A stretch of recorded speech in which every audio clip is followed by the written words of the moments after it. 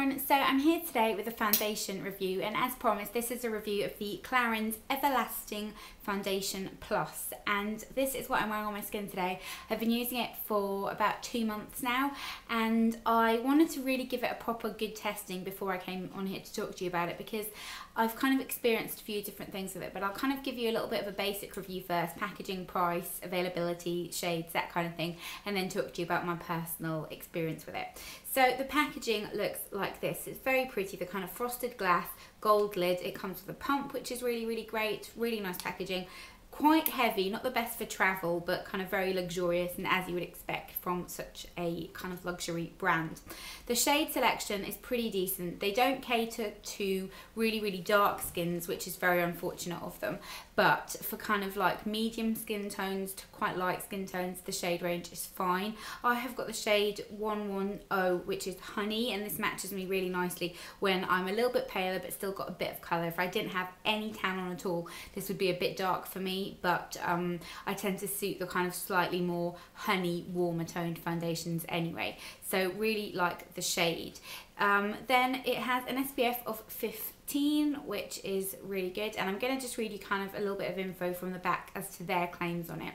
They say that it's oil-free, non-comedogenic, and it's basically a very long-lasting foundation. They claim it lasts up to about 18 hours and that it provides really decent coverage. Now, in terms of the price, it's not cheap. It's £27.50. It kind of varies a little bit online, but on the Clarins website, which I will link down below, that's the price of it. And it isn't cheap. It's, you know, kind of definitely higher end foundation, but if you are someone that's interested in that, then it is a nice foundation. Now, talking about kind of my issues with it, because it's a long-lasting foundation, you can't really expect it to kind of be really glowy and sheer. Those types of formulas just can't be that long-lasting, and this really helps to kind of even out your skin tone, but it's not the most natural looking foundation, and I find it's very difficult to find a foundation that's formulated to be long lasting and to be very natural looking. Now on camera this looks really nice. It makes your skin look really flawless. The coverage of it is kind of a very full medium coverage, so it's not full coverage, it's a full medium, so it's enough to kind of even out just your basic redness, basic kind of discoloration, spots, that kind of thing. It doesn't cover my pigmentation. I've had to go in with kind of concealer and that kind of thing.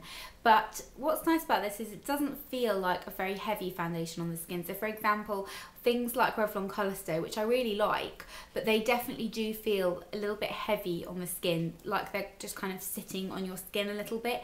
This doesn't feel like that. It feels really natural, but it does look a little bit heavier than I would like on the skin, and it can kind of crease a little bit on me in random places. So here, this kind of area of my chin and just kind of my nose to mouth lines, it can crease a little bit, and you have to work it into the skin quite well.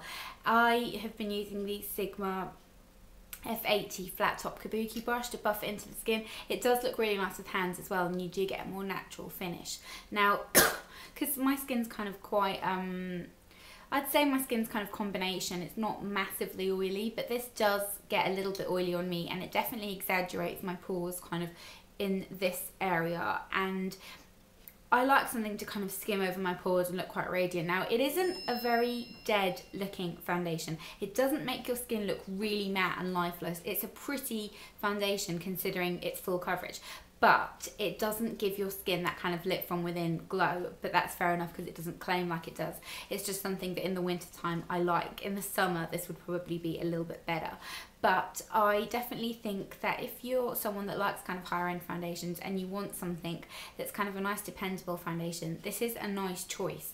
However, the lasting time on me, kind of foundations tend to last okay, but you definitely need to powder it, because I always get around this area for some reason shiny kind of by midday, and it does exaggerate my pores, which is my one bugbear. It kind of makes this area look a little bit orange peely on me anyway, but I have got quite large pores, so that might be kind of the reason why.